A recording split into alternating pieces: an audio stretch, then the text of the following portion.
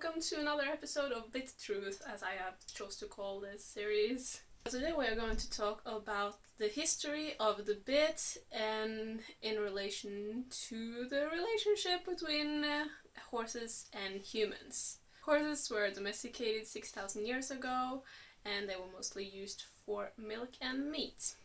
The first riding is assumed to be with a rope around the horse's neck and a stick to steer it with.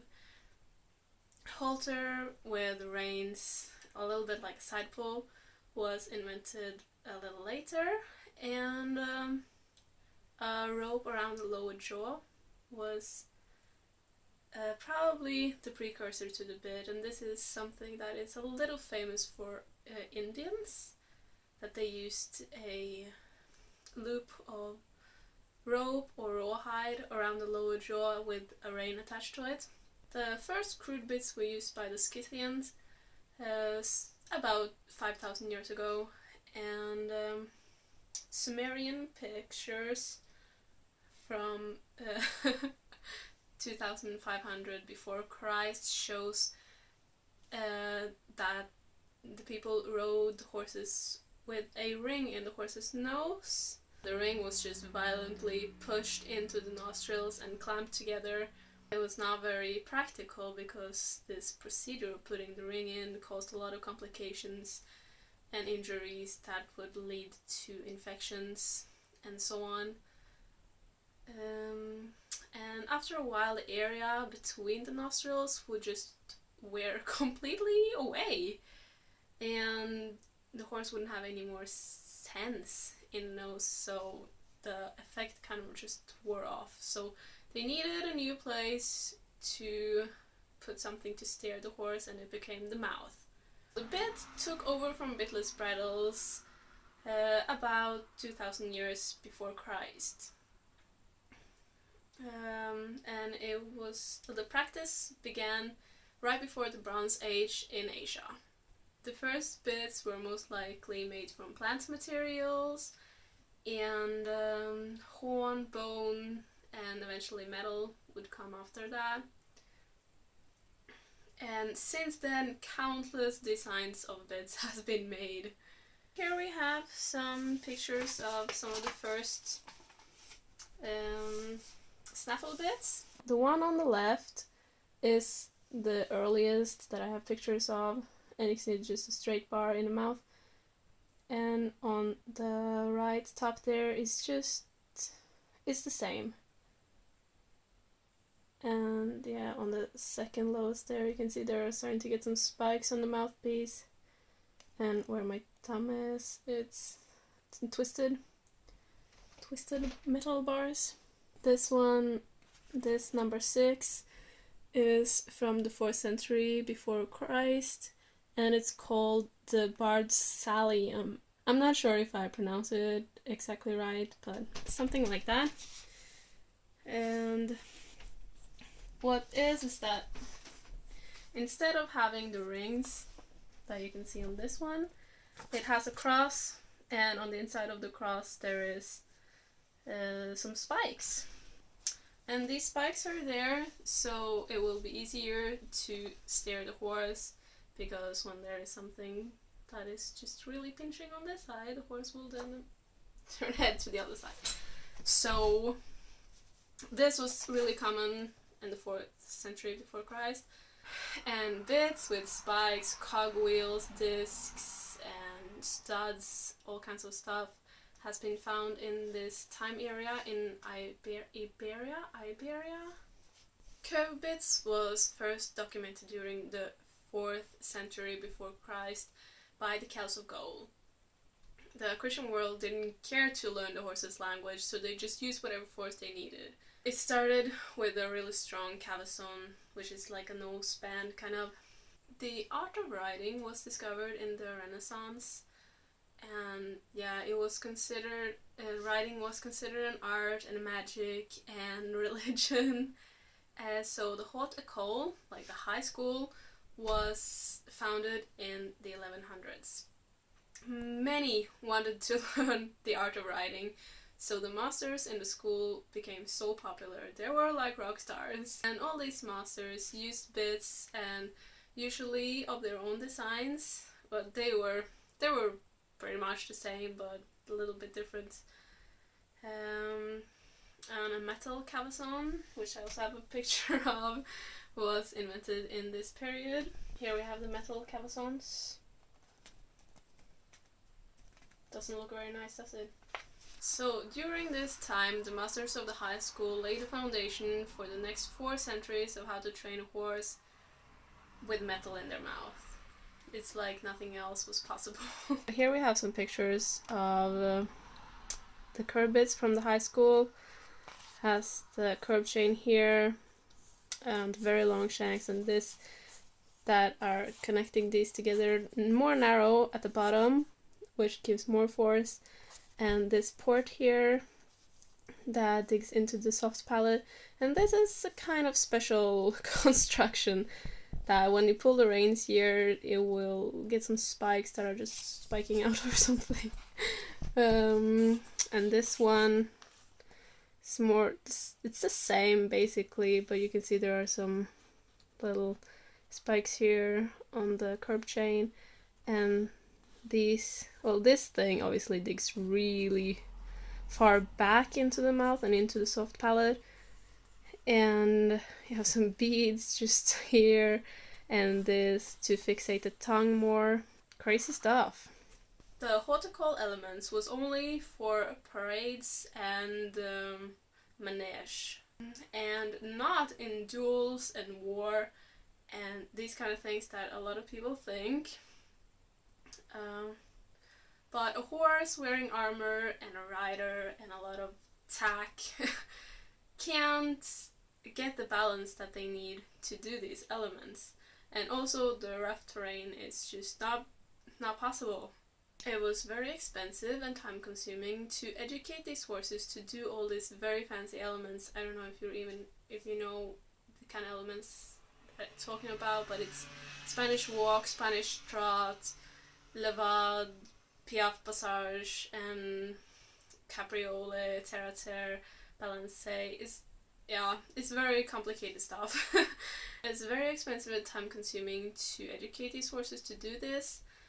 And these horses were seen as pieces of art, not a piece of war equipment. They could be sold for the same prices as really good paintings and stuff like that. So obviously you would not take that into a war. The bit has usually kept its original form, but there have been some called improvements, but they are usually for the worse for the horse. And especially the masters in the high school, I have a whole lot of pictures here, and they just like to invent their own little thing with a mouthpiece, with some extra beads, some extra cogwheels, or some extra, this one by Grisson. Extra piece in the mouth there to fixate the tongue more. And you can see this one has super long, I'm choosing to call these arms today. If you see compared to the mouthpiece, you can see that these arms are super long. So bits that were used outside of the high school were less inventive and elaborate, but they were still painful. So a horse's job in the Gothic time was to deliver something or someone to a place without dying. War horses, they had to survive just weeks of marching in mud. They had to survive starvation, wounds, injuries, and they had to carry a rider and all the equipment, or just a whole lot of tack. So everybody rode, but no one were really good at it. Drummond de Melford wrote in his essay on the light cavalry that the art of riding was unnecessary in just the cavalry. And General de Bohan writes in his article or book, maybe it is, Principles of Sitting on a Horse and Training of Military Horses, that horses nor riders should be trained more than to a basic level. It's just unnecessary to train any more than that. And also it's sometimes not even good for the people to know more. Military bits from the 14th and 15th century could have up to 50 centimeter long arms. That is just... And the mouthpieces could have hooks, which would obviously damage the palate and the tongue. Arabian bits from the 200th century has been described by eyewitness as being terrible and agonizing horse equipment.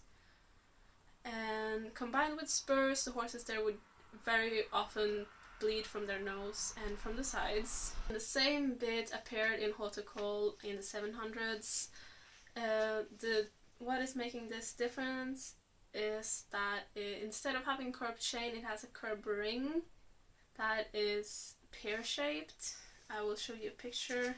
So on these you would just have the chain, but here you have the ring. This is upside down compared to all the other ones. The ring, so this would be inside the mouth, and this port, as it's called, is also super tall, so it really digs into the palate, and this ring would go around the lower jaw. It would break the jaw so easily just from a little pressure on the rein, and it disappeared again because it's not very economic to have a horse with a broken jaw, because it can't eat and then it starves to death. So today's bits are very similar. I have a lot of bits here that I can show you. I bought this in a horse shop. Maybe it's like 5 years ago or something like that, because I had the idea that I would collect bits. Never used it. And you have this thing here that the horse is supposed to play with, and extra... I don't know even what the fuck this is. It's probably cubber? That's not the English word, is it? But it's this thing that is sweet, and it's supposed to make the horse chew more and foam more, which is not a good thing, but some people have thought that it is a good thing. And this is called a port that goes into the palate. Yeah, and the shanks. You would put the bridle here and the reins here, and you could also put on a curved chain around here. Here we have another one. This is Western bits, considered Western bits. Look at this port. Ridiculous, and it's just, it doesn't even make sense. This is a driving bit. It's called a post candar. One jointed. And you can choose which one of these you want the reins to be in, and you have the curved chain here. And here you have something very similar, which is supposed to be used for Icelandics. And they have very long arms, and you just attach the reins here and with a curved chain.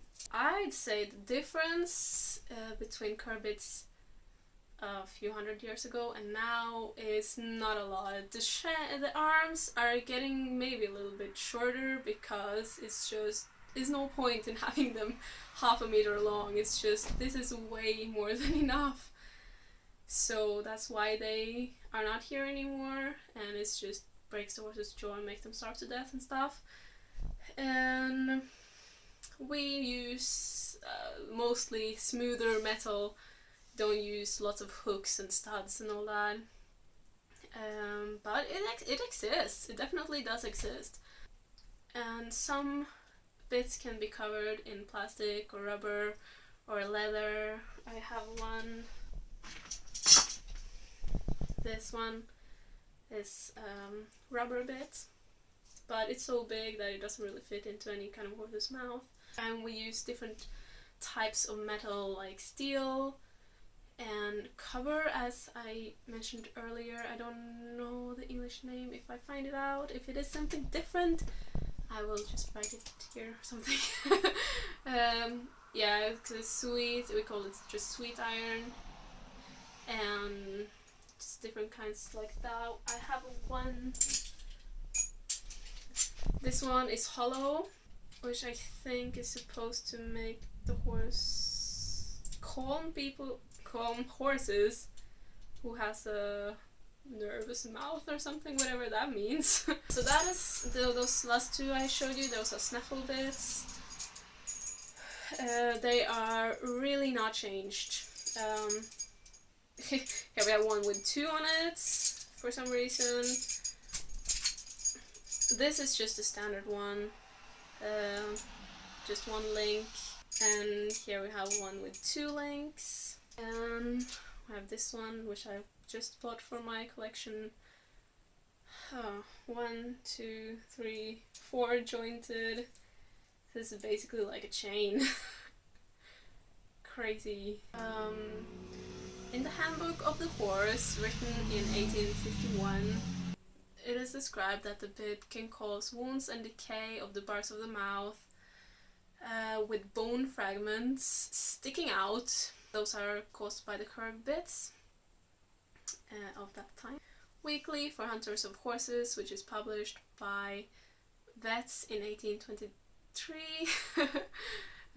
says how bits causes damage to the tongue.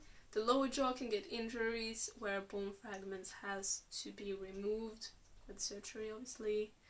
So vets through the centuries and up until now knows about the damages that the bit can cause the horse, but somehow they still recommend it as standard equipment, which really baffles me. That's all about the history with the bit and the horse. Leave your comments and questions below, and next one will be about learning in horses and pretty much everyone else as well. How everyone learns. So yeah, stay tuned for that, and I'll see you later. Bye!